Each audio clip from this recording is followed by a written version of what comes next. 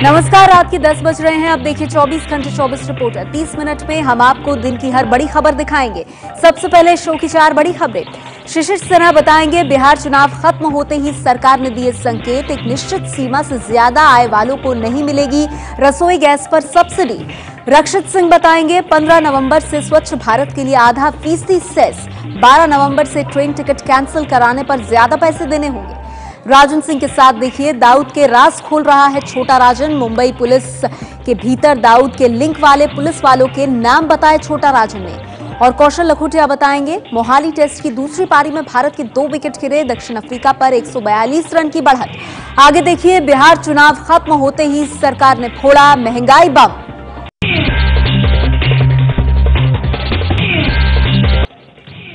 बिहार चुनाव खत्म हो गए हैं और इसके साथ ही महंगाई बढ़ने के संकेत मिलने लगे हैं। सबसे बड़ी बात यह है कि रसोई गैस पर अब सबको सब्सिडी नहीं मिलेगी। सरकार एक कानून लाने जा रही है जिसमें सब्सिडी के लिए एक निश्चित आय की सीमा तय की जाएगी। आपकी जेब के लिए दूसरा बोझ यह है कि स्वच्छ भारत के लिए उन सभी सेवाओं पर आधा फीसदी सेस लगेगा जिन पर सर्विस टैक्स लगता है। आपके लिए तीसरा बड़ा झटका यह है कि ट्रेन टिकट कैंसिल कराने के लिए अब आपको ज्यादा पैसे देने होंगे। तो बजट में सर्विस टैक्स 12 से 14 फीसदी किया गया था, अब स्वच्छता सेस के नाम पर आधा फीसदी और बढ़ा दिया गया है। कुल मिलाकर आपको 14.5 फीसदी सर्विस टैक्स अब देना होगा। आने वाले दिनों में सभी को नहीं मिलेगी रसोई गैस सिलेंडर पर सब्सिडी, कानून बनाने की तैयारी में है सरकार। पेट्रोलियम मंत्री धर्मेंद्र प्रधान ने आज बताया कि सरकार ऐसा कानून बनाने जा रही है जिसके मुताबिक एक निश्चित आय से ज्यादा वाले लोगों को एलपीजी पर सब्सिडी नहीं मिलेगी। अभी तक स्वेच्छा से सब्सिडी छोड़ने का विकल्प है और अभी तक कुल 45,52,000 लोगों ने एलपीजी सब्सिडी छोड़ी है। एक विचार आया भी है कि इसको एक नियम के रूप में क्या बनाया जाए कि आखिर सब्सिडी किसके लिए है। ये सब्सिडी पुअरेस्ट ऑफ पुअर के लिए है, गरीबों के लिए है। जल्द ही सरकार केरोसिन पर मिलने वाली सब्सिडी को भी सीधे बैंक खाते में जमा कराएगी। सरकार को इससे 4 से 5 हजार करोड़ रुपए की बचत का अनुमान है। अभी सरकार हर वर्ग को 12 सब्सिडी वाले सिलेंडर मुहैया कराती है, लेकिन कानून बनने के बाद सामान्य लोगों को बाजार कीमत पर रसोई गैस सिलेंडर खरीदनी होगी। बिहार चुनाव खत्म होते ही मोदी सरकार ने महंगाई का बम फोड़ दिया है। सर्विस टैक्स पर सेस लगाने के साथ साथ रेल टिकट कैंसिल कराना भी महंगा कर दिया गया है। दिवाली के बाद दिवाला निकालने की तैयारी में है रेलवे। 12 नवंबर से रेलवे बदलने जा रहा है टिकट कैंसिल करवाने पर रिफंड के नियम। नए नियम के मुताबिक अब आपको कंफर्म टिकट हो या वेट लिस्ट टिकट कैंसिल करवाने पर खर्च करने होंगे ज्यादा पैसे। अनारक्षित सेकंड क्लास में 15 रुपए की जगह अब आपको टिकट कैंसिल करने के लिए 30 रुपए खर्च करना होगा। वहीं आरक्षित सेकंड क्लास के लिए 30 की जगह 60 रुपए खर्च करने होंगे। कंफर्म टिकट को कैंसिल कराने पर फर्स्ट एसी के एग्जीक्यूटिव क्लास में 120 रुपए की जगह अब आपको 240 रुपए देने होंगे, जबकि सेकंड एसी और फर्स्ट एसी में 100 रुपए की जगह देना होगा 200 रुपए। थर्ड एसी में 90 की जगह 180 रुपए खर्च करने होंगे। रेलवे इस फेरबदल को टिकट के दलालों के लिए बुरी खबर के लिहाज से देख रही है, लेकिन साफ दिख रहा है कि हर टिकट कैंसिलेशन पर चार्ज दोगुना कर दिया गया है, यानी आम जनता पर महंगाई की। सफाई के लिए सरकार ने लगाया टैक्स, अब सर्विस टैक्स पर आधा फीसदी सेस देना होगा, यानी महंगाई बढ़ने वाली है। मोदी सरकार ने स्वच्छ भारत सेस लगाने का फैसला किया है। ये सेस उन सभी चीज़ों पर लगेगा जिन पर आप सर्विस टैक्स देते हैं, यानी रेस्तरां में खाना, रेल और विमान के टिकट, होम लोन की ईएमआई, इंश्योरेंस प्रीमियम इत्यादि सभी चीज़ें थोड़ी और महंगी हो जाएंगी। फिलहाल सर्विस टैक्स 14% है। सर्विस टैक्स पर आधा फीसदी सेस का मतलब है कि अगर आप किसी चीज़ पर 14% सर्विस टैक्स देते हैं तो अब आपको 14.5% सर्विस टैक्स देना होगा। सरकार ने 2015-16 के बजट में ही इस सेस का प्रावधान कर लिया था। ये सेस 15 नवंबर से लागू होगा। इससे जमा हुआ सारा पैसा स्वच्छ भारत मिशन से जुड़े काम पर खर्च किया जाएगा। सर्विस टैक्स के साथ सेस लगने पर क्या क्या महंगा हो जाएगा, आपको बता दें। रेस्टोरेंट में खाना खाना अब पहले के मुकाबले महंगा होगा। ट्रेन और हवाई सफर महंगे हो जाएंगे। ब्यूटी पार्लर जाना भी महंगा होगा। सिनेमा हॉल्स में फिल्म देखना भी आपको महंगा पड़ेगा। टेलीफोन और मोबाइल बिल भी बढ़कर आएंगे। क्रेडिट कार्ड का बिल भी पहले के मुकाबले ज्यादा आएगा। केबल और डीटीएच बिल पर भी आपको ज्यादा खर्च करना होगा। इतना ही नहीं, घर खरीदना भी महंगा हो जाएगा।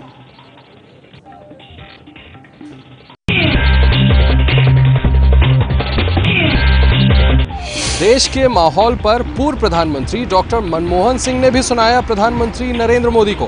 कहा, अभिव्यक्ति की आजादी पर हमले हो रहे हैं।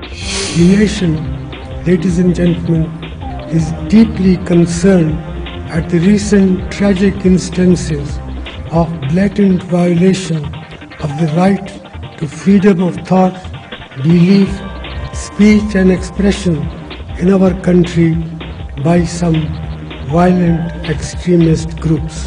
2 दिन पहले ही देश में बढ़ते असहनशीलता को लेकर कांग्रेस ने सोनिया गांधी के नेतृत्व में संसद भवन से राष्ट्रपति भवन तक मार्च किया था। कांग्रेस पार्टी ने राष्ट्रपति से मोदी सरकार की शिकायत की थी। प्रधानमंत्री नरेंद्र मोदी का पूर्व केंद्रीय मंत्री अरुण शौरी पर पलटवार। कहा, उनकी सरकार आर्थिक सुधार के कदम सुर्खियां बटोरने के लिए नहीं उठाती। The goal of reform is not better headlines in the big papers, but better lives for our people. कुछ दिन पहले ही पूर्व केंद्रीय मंत्री अरुण शौरी ने मोदी सरकार की तीखी आलोचना करते हुए सुर्खियां मैनेज करने का आरोप लगाया था। रेटिंग एजेंसी मूडीज के जूनियर एनालिस्ट से शादी की अफवाहों को लेकर संघी लोगों पर बरसी इतिहासकार इरफान हबीब की बेटी समन हबीब। इरफान हबीब ने फेसबुक पर बेटी की कही बातों पर दी सफाई। समन हबीब ने फेसबुक पर लिखा, संघियों ने मेरी शादी फराज सैयद से करा दी, जो कि मूडीज का एनालिस्ट है, जिसने मोदी सरकार के लिए अच्छे संकेत नहीं दिए। जिन्हें भी इस बात से फर्क पड़ता है उनके लिए बता दूं कि मेरी शादी अमित मिश्रा से हुई है। मैंने फराज सैयद को देखा तक नहीं है। दरअसल कुछ दिन पहले अंतर्राष्ट्रीय रेटिंग एजेंसी मूडीज में कथित रूप से एक रिपोर्ट आई थी, जिसमें कहा गया था, मोदी अपने लोगों को संभाले वरना साख को धक्का लगेगा। इस पर फेसबुक पर कई लोगों ने रिपोर्ट के लेखक फराज सैयद को समन हबीब का पति मानकर टिप्पणी करना शुरू कर दिया था। इरफान हबीब ने कहा कि उनकी बेटी को लगा होगा कि इसके पीछे संघ के लोग हैं, तो उन्होंने लिखा। इरफान हबीब ने कुछ दिन पहले कहा था कि आरएसएस और आतंकी संगठन आईएस की सोच एक जैसी है। मुस्लिमों के बाद राष्ट्रीय स्वयंसेवक संघ ने देश में ईसाइयों की बढ़ती जनसंख्या पर चिंता जताई है। संघ देश में समान जनसंख्या नीति लागू करने की मांग कर रहा है। धार्मिक जनगणना के आंकड़े आने के बाद आरएसएस की चिंता की सबसे बड़ी वजह बन गई है हिंदुओं की आबादी क्यों घट रही है। जनगणना के आंकड़ों के मुताबिक हिंदुओं की आबादी 83.8% है, जबकि 1951 में ये 88% थी। यही वजह है कि संघ अब मुसलमानों से लेकर ईसाइयों तक की आबादी पर सवाल उठा रहा है। हाल ही में रांची में हुई संघ की बैठक में ये सवाल उठाया गया है। देश के बहुत सारे राज्यों में, जिसमें सीमा का अरुणाचल और मणिपुर है, क्रिश्चियंस की आबादी में भी एक बड़ा विस्तार हुआ है। हालांकि लोगों को धार्मिक तौर पर बांटने के आरोप पर आरएसएस प्रमुख मोहन भागवत ने कहा है कि जिनकी बुद्धि छोटी है वही बांटने की बात करते हैं। शाहरुख विवाद में अपनी ही पार्टी के नेताओं पर भड़की हेमा मालिनी। कहा कि पब्लिसिटी पाने की खातिर शाहरुख खान को निशाना बनाया गया। Shahrukh he has not said that he is going to return the award or anything. He did not say anything like that. तो उसको निशाना बना रहे हैं, which is I feel personally it is not right. Publicity मिल जाता है ना सबको, इसके लिए इधर आ। तो क्या देश में कथित असहनशीलता पर बयान दिए जाने के बाद से शाहरुख खान बीजेपी के नेताओं के निशाने पर हैं। कैलाश विजयवर्गीय ने उन्हें देशद्रोही बताया, तो योगी आदित्यनाथ ने उनकी तुलना हाफिज सईद से कर दी। तो देश में कथित असहनशीलता को लेकर घमासान जारी है। आगे बढ़ते हैं और बात करते हैं अंडरवर्ल्ड डॉन छोटा राजन की, जो दिल्ली आ चुका है और अब दाऊद इब्राहिम से जुड़े राज खोल रहा है।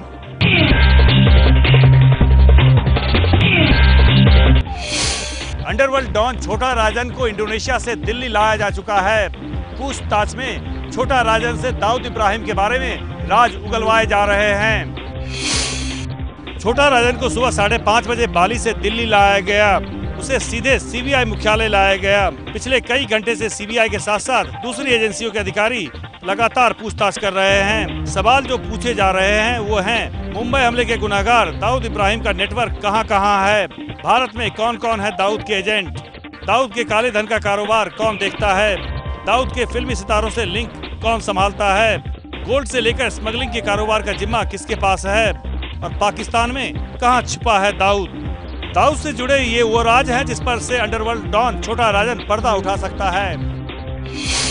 सुरक्षा के लिहाज से मीडिया को छोटा राजन से दूर ही रखा गया है, यहाँ तक कि उसे अब तक खुली अदालत में पेश नहीं किया गया है।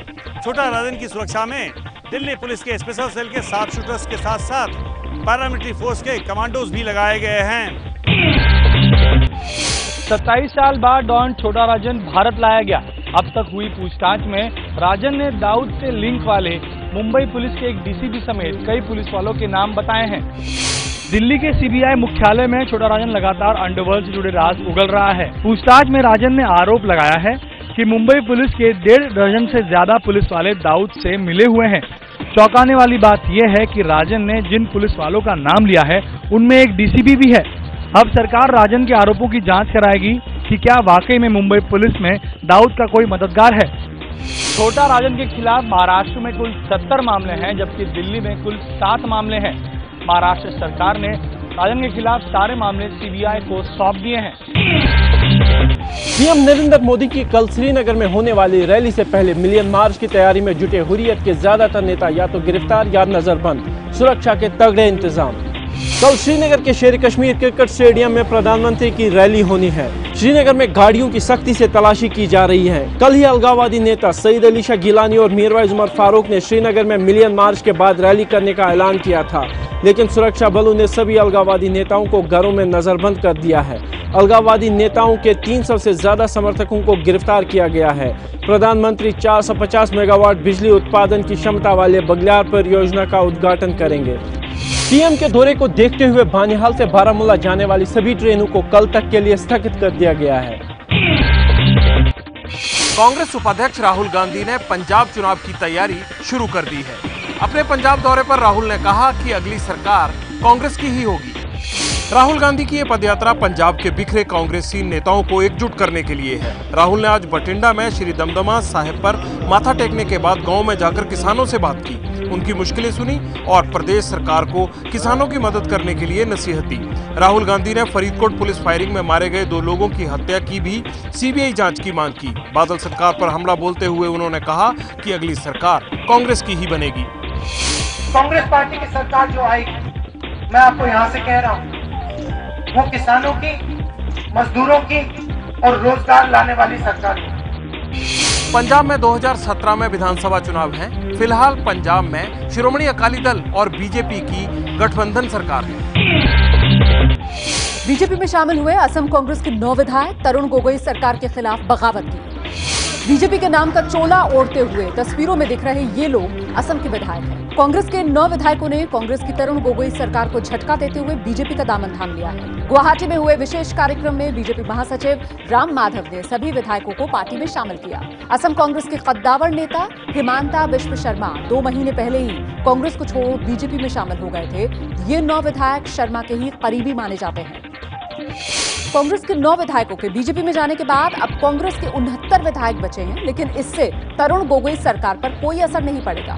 असम में अगले साल चुनाव होने हैं। राजस्थान में चूरू के एक गांव में दलित युवक की बर्बर हत्या, गोली मारने के बाद बोलेरो से कुचला। चूरू के गांव सिरसिला में दलित युवक रामलाल का शव रखकर लोग मुख्य आरोपी की गिरफ्तारी की मांग पर घंटों अड़े रहे और गिरफ्तारी के बाद ही शव का अंतिम संस्कार हो सका। पुलिस के मुताबिक पंचायत समिति की जमीन पर दलित सार्वजनिक धर्मशाला बनाना चाहते थे, लेकिन कुछ लोगों ने जमीन पर कब्जा कर लिया और इसे हटाने के लिए मृतक ने केस कर रखा था। हत्या के पीछे केस को लेकर नाराजगी बताई गई है। मृतकों के परिजनों के मुताबिक गेट तोड़कर घुसे हत्यारों ने शव को गाड़ी से भी कुचल दिया था। इस मामले में गिरफ्तार मुख्य आरोपी के अलावा अन्य 3 लोगों पर भी केस दर्ज हुआ है। एबीपी न्यूज ने किया है बिहार की वीआईपी सीटों का एग्जिट पोल। लालू के बेटे तेजस्वी यादव की सीट फंसती दिख रही है। राघोपुर सीट पर तेजस्वी यादव को बीजेपी के सतीश कुमार से कड़ी टक्कर मिल रही है। लालू के दूसरे बेटे तेज प्रताप यादव महुआ सीट से जीतते दिख रहे हैं। जीतन राम मांझी अपनी दोनों सीटों से जीतते दिख रहे हैं। इमामगंज में उनके सामने खड़े जेडीयू के दिग्गज उदय नारायण चौधरी हारते दिख रहे हैं। मखदूमपुर में भी मांझी की जीत तय लग रही है। बीजेपी के बड़े नेता नंद किशोर यादव पटना साहिब से जीतते दिख रहे हैं, जबकि नोखा सीट पर बीजेपी के रामेश्वर चौरसिया की सीट फंसी हुई है। यहां उन्हें आरजेडी की अनीता देवी से कड़ी टक्कर मिल रही है। सर्वे के मुताबिक नीतीश के मंत्री रमेराम भी हारते दिख रहे हैं। एबीपी न्यूज के एग्जिट पोल में नीतीश लालू का महागठबंधन जीतता दिख रहा है। 24 घंटे 24 रिपोर्टर में अब तक आपने जो खबरें देखी उनमें शामिल थी ये 3 खबरें। बिहार चुनाव खत्म होते ही सरकार का महंगाई बम। पूर्व प्रधानमंत्री मनमोहन सिंह ने कहा बोलने की आजादी खतरे में, और छोटा राजन दिल्ली पहुंचा, पूछताछ जारी। आगे देखिए अगली बड़ी खबर। दिल्ली में 2 दोस्तों की हत्या, लेकिन सबसे चौंकाने वाली बात यह है कि दोनों की मौत की वजह बंदूक से निकली एक गोली बनी। तस्वीर में दिख रहे दोनों दोस्तों का नाम मोंटी और दीपक है। दोनों दोस्त अब दुनिया में नहीं रहे। बदमाशों ने इनकी गोली मारकर हत्या कर दी, लेकिन सबसे चौंकाने वाली बात यह है कि दोनों की मौत एक ही गोली से हुई। दिल्ली के तिलक नगर इलाके में कल रात बदमाशों ने दोनों को फोन कर बुलाया था। किसी बात पर मोंटी का बदमाश से झगड़ा हुआ और उसने मोंटी के सीने पर सटाकर गोली चला दी। दीपक मोंटी के ठीक पीछे खड़ा था। मोंटी के सीने से गोली आर पार होते हुए पीछे खड़े दीपक को जा लगी, जिससे दोनों की मौत हो गई। दोनों को जिस जगह गोली मारी गई वो तिलक विहार चौकी से महज 50 मीटर की दूरी पर है। फिलहाल गोली मारने वाले बदमाश फरार हैं। बेंगलुरु के एक गांव में 19 साल की लड़की के साथ चलती बस में हुआ रेप। आरोपी बस ड्राइवर गिरफ्तार। ये तस्वीर उसी बस की है जिसमें 19 साल की एक लड़की से रेप हुआ था। बताया जा रहा है कि ड्राइवर रवि ने क्लीनर मंजुनाथ को बस चलाने को कहा और खुद बस के पीछे जाकर लड़की से रेप किया। उसके बाद लड़की को रास्ते पर फेंक दिया। कुछ देर बाद घायल लड़की खुद पास के अस्पताल में गई। पुलिस ने केस दर्ज कर आरोपी बस ड्राइवर और क्लीनर को धारा 376 के तहत गिरफ्तार कर लिया है।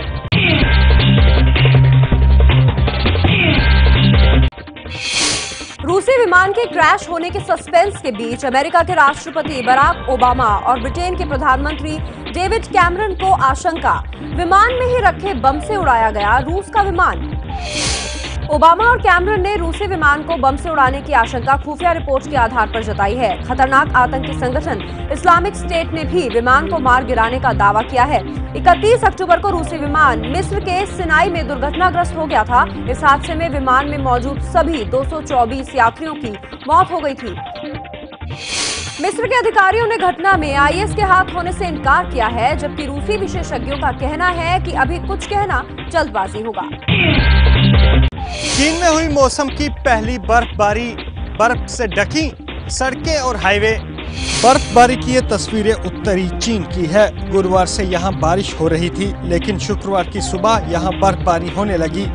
मौसम विभाग का कहना है कि अगले 2 दिनों तक बारिश और बर्फबारी होती रहेगी। पुलिस और सड़क कर्मचारी सड़क से बर्फ हटाने का काम कर रहे हैं। अमेरिकी टेनिस स्टार सेरेना विलियम्स ने मोबाइल फोन चुराने की कोशिश करने वाले शख्स को पकड़ा। मोबाइल फोन उठाकर जा रहे शख्स को पकड़ने के बाद फेसबुक पर खुद को बताया सुपर गर्ल। सेरेना विलियम्स बीते मंगलवार को अमेरिका के सैन फ्रांसिस्को के मशहूर मिशन चाइनीज फूड में खाना खाने गई थी। जिस टेबल पर सेरेना खाना खा रही थी, उसके बगल से गुजरते वाले एक शख्स सेरेना का मोबाइल फोन उठाकर चलता बना। सेरेना ने उस शख्स का बाहर तक पीछा किया। सेरेना ने पूछा कि क्या आपने मेरा मोबाइल फोन गलती से उठा लिया है। खुद को फंसता देख शख्स ने गलती मानते हुए मोबाइल फोन सेरेना को वापस कर दिया। जिस रेस्टोरेंट में सेरेना खाना खाने गई थी, वहाँ हॉलीवुड की कई फिल्मी हस्तियां भी खाना खाने आती है।